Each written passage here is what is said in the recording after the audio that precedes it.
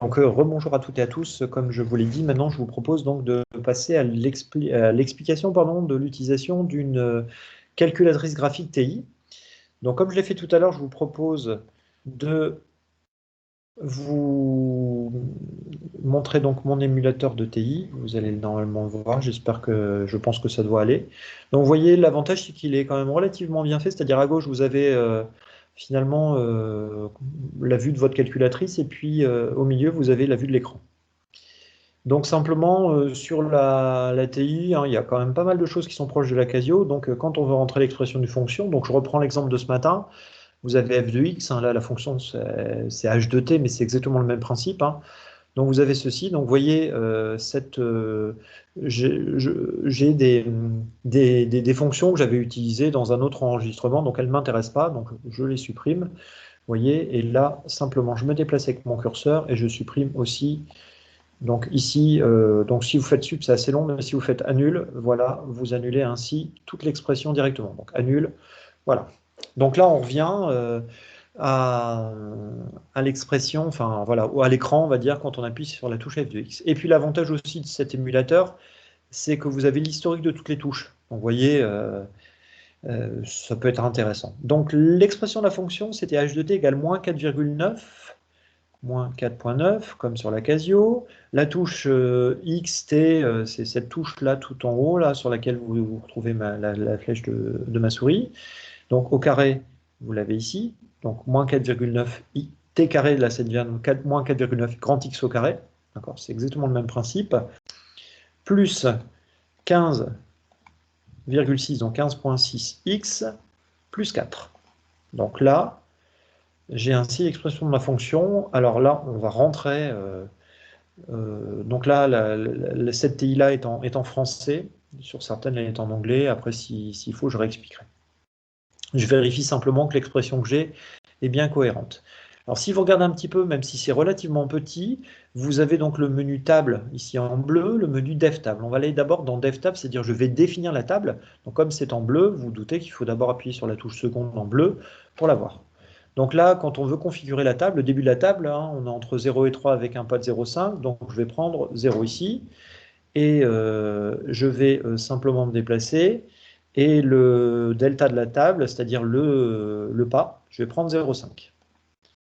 Voilà, donc le rentre. Alors ici, vous avez la possibilité que ce soit automatiquement comme ceci, ou vous avez la possibilité de demander.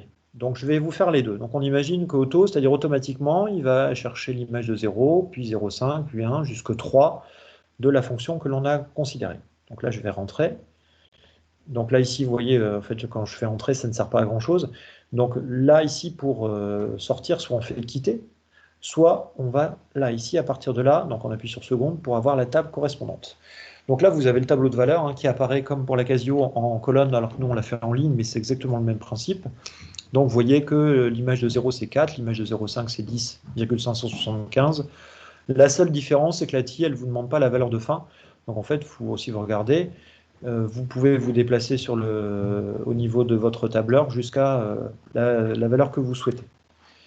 Donc voilà, vous avez toutes les valeurs qui vous intéressent. Donc, par exemple, ici, là je suis allé un petit peu trop haut, voilà. Donc vous avez le tableau de valeurs. Comme on l'a fait tout à l'heure, mais même des valeurs précédentes, vous voyez, il revient même avant 0. Si tout à l'heure on voulait avoir l'image de 1,25 par la fonction pour savoir si le point de coordonnée 1,25,15 appartenait ou pas à la fonction. Donc là, simplement, on va revenir un petit peu en arrière à DevTable. On va redéfinir la table. Alors, il ne me l'a pas considéré. Si je le refais, voilà. Non, là, c'est fenêtre, pardon. Donc, DevTable, voilà. Donc, vous voyez, celui qui a, en fait, comme je suis remonté, il a pris la valeur 0, bon, peu importe. Il a pris la valeur -2 à la place de 0. Si ici, je laisse comme ça, parce que ça, alors après, si ça vous dérange, vous remettez 0 ici, voilà. Si ici, vous descendez, là, vous pouvez utiliser la fonction demande. Donc, en faisant comme ceci, donc vous entrez, vous allez dans table, voilà. Et par exemple, ici, si vous cherchez, donc vous voyez, il n'y a plus rien affiché, c'est-à-dire il le fait plus automatiquement. On voulait savoir si le point de coordonnée 1,25,15 appartenait ou pas à la fonction. Donc je vais prendre 1,25, je le mets en abscisse, et là, il va directement me calculer l'image, donc 15,843,75. Donc vous voyez, donc là, je sais par exemple que le point de coordonnée 1,25,15 n'appartient pas à la courbe, puisque l'image de 1,25 par la fonction, c'est pas 15 précisément, c'est un petit peu au-dessus. Donc si je veux une autre valeur, hein, je ne sais pas si je veux l'image de 3,75, ou allez, 3,8, voilà, je prends 3,8, entrée, et j'ai l'image de 3,8 par la fonction. Donc vous voyez, en fait, toujours dans DevTable, là simplement, si je reviens à ce que je vous ai expliqué avant, vous voyez, là vous demandez, et si vous voulez des choses automatiques, vous prenez auto, sinon vous faites demande. Donc voilà comment on fait pour avoir les valeurs d'un tableur. Maintenant, comment on fait pour utiliser l'outil graphique?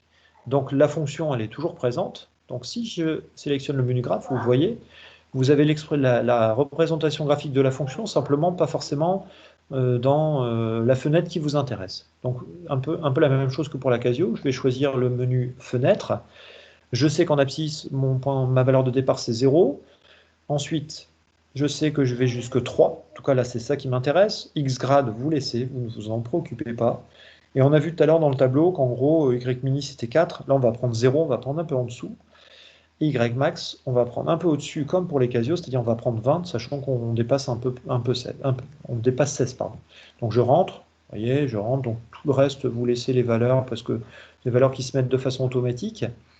Et là, vous sélectionnez le menu graphe, et là, vous avez la représentation graphique de la fonction, la même que pour la Casio, hein, c'est-à-dire une parabole, et la même que vous avez pu tracer ce matin. La seule petite différence, c'est que vous avez une courbe qui est plus allongée, puisque l'échelle n'est pas exactement la même. Et comme pour la Casio, avec ceci, on peut faire toutes sortes de calculs. Donc si vous regardez en bleu, vous avez le menu calcul. Donc si je le sélectionne, le menu calcul, donc vous avez un certain nombre de valeurs calculables, les zéros, ce qu'on appelle des racines, mais ça vous le verrez plus tardivement, minimum, maximum, intersection, ça c'est pour calculer un nombre dérivé, pour calculer une intégrale. Donc ce qui m'importe surtout, c'est de vous montrer, vous avez vu sur la courbe qu'il y avait un maximum.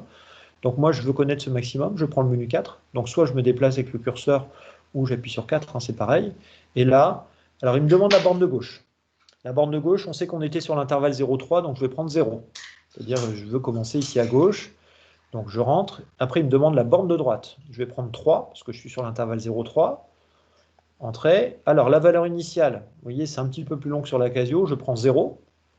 Et là, je rentre. Et là, vous allez voir que, voilà, comme sur la Casio, il va vous donner les coordonnées du maximum. Donc, vous savez que le maximum a pour coordonnées 1,59 et des poussières et 16,41. Donc, dans le cadre de l'exercice, ça veut dire qu'au bout d'un peu plus de 1,59 secondes, l'homme canon donc, est à sa hauteur maximum, à peu près à 16,4 mètres. Voilà, écoutez, avec ces indications, théoriquement, vous devriez avoir plus de facilité à utiliser votre calculatrice. Voilà, écoutez, je vais arrêter l'enregistrement. Je vous souhaite une bonne fin d'après-midi et à très bientôt. Au revoir.